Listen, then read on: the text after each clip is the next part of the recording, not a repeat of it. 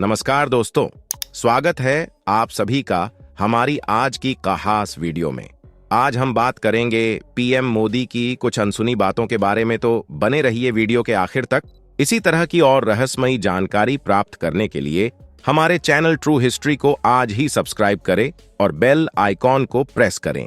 चलिए शुरू करते हैं वीडियो। आपसे कोई पूछे कि 17 साल की उम्र में युवा अक्सर क्या करते हैं, आपका जवाब होगा मौज मस्ती, दुनियादारी से बेखबर। लेकिन नरेंद्र मोदी के लिए यह बात फिट नहीं बैठती। 17 वर्ष की अवस्था में जब युवाओं के खेलने कूदने के दिन होते हैं, उस अवस्था में नरेंद्र मोदी ने कुछ असाधारण करने का निर्णय लिया। उम्र के इसी पड़ाव पर नरेंद्र मोदी ने घर बार छोड़ने और संयस्त जीवन गुजराते हुए देश भ्रमण का फैसला किया। मकसद था देश और समाज के जर्रे जर्रे को जानना। इसमें वे कामयाब भी हुए और देसी समाज को जानने बूझने के बाद आज वे प्रधानमंत्री के तौर पर सेवा दे रहे हैं। 17 साल का बेटा घर से विदा होना चाहता हो तो उसके माँ बाप पर क्या गुजरती होगी, इसका अंदाजा लगाना आसान है। माँ बाप सीने से बेटे को लगाकर न जाने की दुहाई देते हैं, लेकिन नरेंद्र मोदी की प्रबल इच्छा को देखते हुए उनके माता पिता ने अपने बेटे की इच्छा को स्वीकार कर लिया। उस दिन की तैयारी होने लगी जब नरेंद्र मोदी झोला उठाकर घर से निकलने वाले थे। खास अवसरों पर बनाई जाने वाली मिठाई नरेंद्र मोदी के लिए बनाई गई ताकि वे साथ ले जा सकें। उनके माथे पर परंपरागत तिलक लगाया गया और माता पिता ने अपने बेटे को विदा कर दिया। 26 जनवरी 1992 भारत के इतिहास का ऐतिहासिक दिन, जब जम्मू कश्मीर में आतंकवाद अपने घुटनों पर आ गया था। जब आतंकवादियों से जान की धमकी मिलने के बावजूद आज के पीएम मोदी ने श्रीनगर के लाल चौक में तिरंगा फहराया था, और जब पाकिस्तान को भारत ने अपनी ताकत की झलक दिखाई थी, तो आखिर कैसे अपोजिशन पार्टी के आम कार्यकर्ता होने के बावजूद उस वक्त नरेंद्र मोदी ने जम्मू कश्मीर में आतंकवाद को मुंह हथोड़ जवाब दिया था। उसी साल टेंट में विराजित राम लल्ला के सामने उन्होंने कौन सी प्रतिज्ञा ली थी, और जब वह आध्यात्मिक की तलाश में हिमालय गए थे तब उनके गुरुजी ने उन्हें कौन सा मंत्र दिया था, जानेंगे इस वीडियो में। लेकिन उससे पहले नए दर्शक जल्दी से चैनल को सब्सक्राइब कर दीजिए। दरअसल साल 1992 में जम्मू कश्मीर में आतंकवाद अपने चरम पर था। तभी बीजेपी के वरिष्ठ नेता मुरली मनोहर जोशी ने ऐलान किया कि वह श्रीनगर के लाल चौक पर भारत का तिरंगा फहराएंगे, जिसके लिए कन्याकुमारी से कश्मीर तक एकता यात्रा निकाली गई थी। लेकिन साथियों, आतंकवादियों ने इस रैली में शामिल होने वाले नेताओं को जान की धमकी दी थी। तभी नरेंद्र मोदी ने कश्मीर पहुंचने के ठीक 2 दिन पहले 24 जनवरी के दिन ऐसा भाषण दिया था जो सुनकर आतंकवादियों के पसीने छूट गए थे। लेकिन साथियों, क्वेश्चन यह है कि नरेंद्र मोदी के दिल में देश के लिए इतना प्यार और सम्मान जगा कैसे कि वह देश के लिए मर मिटने के लिए तैयार हो गए थे। तो आइए जानते हैं पीएम मोदी के जीवन से जुड़ी कुछ अनसुनी कहानियां। नरेंद्र मोदी आजाद भारत में जन्मे देश के पहले प्रधानमंत्री हैं। उनका जन्म 17 सितंबर 1950 के दिन गुजरात के मेहसाणा जिले के बड़नगर गांव में एक गरीब परिवार में हुआ। उनकी मां का नाम था हीराबेन मोदी और पिता का नाम दामोदर दास मूलचंद मोदी।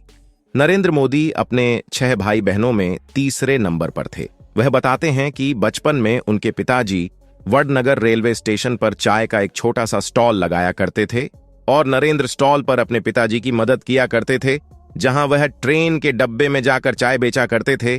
उनके बारे में लिखने वाले बताते हैं कि मोदी जी बचपन से ही पढ़ाई में एवरेज स्टूडेंट थे, लेकिन उन्हें स्कूल के नाटकों में हिस्सा लेना काफी पसंद था। भले ही उनकी जेब खाली हो, लेकिन उनका दिल और दिमाग हिम्मत और साहस से भरपूर रहता था। मोदी जी बताते हैं कि उनके स्कूल के पास एक झील हुआ करती थी जिसमें वक्त कर खेलने जाया करते थे। एक बार उन्हें वहां मगरमच्छ का बच्चा मिला, जिसको बहुत बहादुरी से उठाकर वह घर ले आए, लेकिन मां हीरा बहन के समझाने पर उन्होंने उसको वापस झील में छोड़ दिया। खेल कूद के अलावा वह इतिहास पढ़ने का बहुत शौक रखते थे, इसलिए वह लाइब्रेरी जाकर कई साल पुराने अखबार और देश के इतिहास से जुड़ी किताबें पढ़ते थे। इसके अलावा वह स्वामी विवेकानंद जी से काफी प्रेरित थे, इसलिए वह उनकी सभी किताबें पढ़ा करते थे। महज 8 साल की उम्र में अपने हिंदी टीचर चंद्रकांत दावे से प्रभावित होकर मोदी आरएसएस में जाने लगे। वहां उनकी मुलाकात एक ऐसे व्यक्ति से हुई जिसके लिए वह झाड़ू लगाने से लेकर कपड़े धोने तक का काम करने लगे। उस व्यक्ति का नाम था लक्ष्मणराव ईमानदार, जिन्हें सभी वकील साहब कहकर बुलाते थे। उनकी मोदी जी पर सबसे अधिक झांप थी। नरेंद्र मोदी को बचपन से ही अच्छे कपड़े पहनने का शौक था। हालांकि वह कभी महंगे कपड़े नहीं खरीदते, लेकिन साफ सुथरा रहना उनकी खूबी थी। उनका स्टाइल बचपन से ही काफी अलग रहा है। वह कभी बाल बढ़ाते थे तो कभी बड़ी मूछ रखते थे, कभी सरदार के गेटअप में आ जाते थे। 12 वर्षीय नरेंद्र मोदी के दिल में देशभक्ति तब जाग उठी जब 1962 में भारत और चीन के बीच भयंकर युद्ध छिड़ा गया था, जिसमें भारत की हार ने 12 साल के नरेंद्र मोदी को झकझोर का रख दिया और उन्होंने देश की सेवा करने के लिए सेना में भर्ती होने की ठान ली। मगर पैसों की कमी होने की वजह से वह आर्मी स्कूल तो नहीं जा पाए, लेकिन उन्होंने एनसीसी ज्वाइन कर ली। फिर 1965 में हुई इंडो पाक जंग के दौरान उन्होंने भारतीय सैनिकों की काफी सेवा की थी। दरअसल जब भी वडनगर स्टेशन पर सैनिकों से भरी ट्रेन आती थी तो मोदी जी चाय और खाना पहुंचाया करते थे।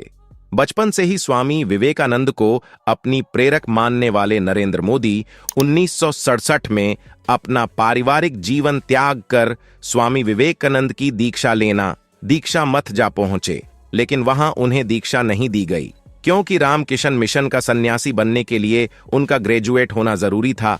लेकिन वह ग्रेजुएट नहीं थे, मगर दुखी न होते हुए वह अध्यात्म की तलाश में हिमालय जा पहुंचे, जहां उनके साथ कुछ ऐसा हुआ कि जिसकी बदौलत आज मोदी देश के प्रधानमंत्री हैं।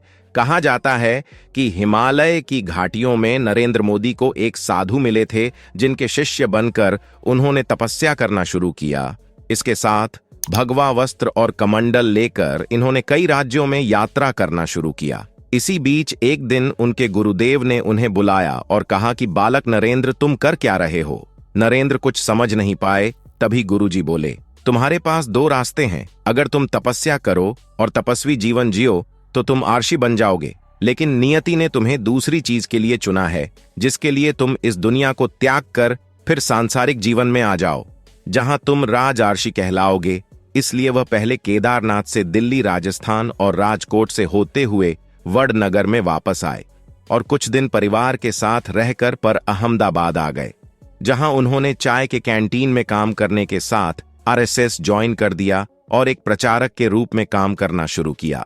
फिर 1975 में जब इंदिरा गांधी ने कई राजनीतिक कारणों की वजह से राज्य में आपातकाल लगा लिया था, उस वक्त भी मोदी जी सरदार के रूप में पुलिस से छुपकर सरकार की नीतियों का विरोध करते रहे। साल 1985 में नरेंद्र मोदी ने बीजेपी में आधिकारिक एंट्री ली और पार्टी के प्रचार प्रसार में जुड़ गए। लाल कृष्ण आडवाणी को मोदी जी का राजनीतिक गुरु माना जाता है। 90 के दशक में जब मोदी जी ने आडवाणी की सोमनाथ से अयोध्या यात्रा में बड़ी भूमिका निभाई, उस वक्त अयोध्या में घटना हुई जिसके बारे में काफी कम लोग जानते हैं। बताया जाता है 1992 में नरेंद्र मोदी अपने 2 से 4 साथियों के साथ नंगे पांव अयोध्या में रामलल्ला के टेंट में पहुंचे, जहां प्रभु श्री राम को कड़िडढ़ी तपस्या करते हुए देखा। वह काफी भावुक हो गए। उस वक्त उन्होंने भगवान राम की सौगंध खाते हुए प्रतिज्ञा ली थी कि मैं दोबारा आपके दर्शन करने तभी आऊंगा जब आप भव्य मंदिर में विराजमान हो जाएंगे। इस बात को 32 साल हो गए। लोग भूल गए, लेकिन नरेंद्र मोदी नहीं। उनके नेतृत्व में रामलल्ला को न्याय मिला और 22 जनवरी 2024 के ऐतिहासिक दिन पर उन्होंने ही नवनिर्मित राम जन्मभूमि मंदिर का उद्घाटन किया और उनकी प्रतिज्ञा पूरी हुई। इसके बाद उन्होंने अपने भाषण में रामलला के लिए कुछ ऐसे बोल बोले जो सुनकर आपके रोंगटे खड़े हो जाएंगे। उन्होंने कहा कि राम भारत की आस्था है, राम भारत का आधार है, राम भारत का विचार है। पीएम मोदी गुजराती में कविता लिखते हैं। उन्हें फोटोग्राफी का भी काफी शौक है। बहुत कम लोग यह जानते हैं कि पीएम मोदी अमेरिका से पब्लिक रिलेशन और इमेज मैनेजमेंट का 3 महीने का कोर्स कर चुके हैं। उनके 5 भाई हैं और एक बहन है। नरेंद्र मोदी की पत्नी का नाम यशोदा बहन मोदी है। परिवार के कहने पर उन्होंने सिर्फ 17 साल की उम्र में यशोदा बेन से शादी की थी। मोदी जी का मानना है कि एक शादीशुदा के मुकाबले अविवाहित व्यक्ति भ्रष्टाचार के खिलाफ ज्यादा जोरदार तरीके से लड़ सकता है, क्योंकि उसे अपनी पत्नी, परिवार और बाल बच्चे की कोई चिंता नहीं रहती। खैर, 1992 में एकता यात्रा करने के बाद पीएम मोदी गुजरात आ गए, जहां 1995 में बीजेपी ने पूर्ण बहुमत की सरकार बनाई। केशुभाई पटेल को मुख्यमंत्री बनाया गया और नरेंद्र मोदी को पार्टी का कामकाज देखने के लिए मुंबई बुला लिया गया। 1998 में गुजरात में फिर चुनाव हुए और बीजेपी की सत्ता में वापसी हुई, लेकिन केशुभाई अब काफी बीमार रहने लगे थे। इस बीच 26 जनवरी 2001 को आए भूकंप ने गुजरात को हिला कर दिया था। लोग सरकार से निराश हो चुके थे।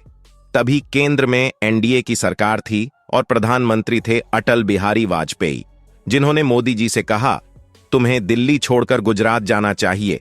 पहले तो मोदी जी ये बात समझ नहीं पाए, लेकिन फिर उन्हें पता चला कि वाजपेयी उन्हें गुजरात का मुख्यमंत्री बनना चाहते हैं, और गुजरात आने के बाद 7 अक्टूबर 2001 के दिन नरेंद्र मोदी को गुजरात के मुख्यमंत्री के रूप में नियुक्त कर दिया गया, जहां उन्होंने 4 बार लगातार जीत हासिल करके करीब 13 साल तक गुजरात के मुख्यमंत्री का पद संभाला। और फिर साल 2014 में बीजेपी ने केंद्र में भारी बहुमत के साथ जीत हासिल की और 26 मई 2014 के दिन नरेंद्र मोदी बने भारत के प्रधानमंत्री।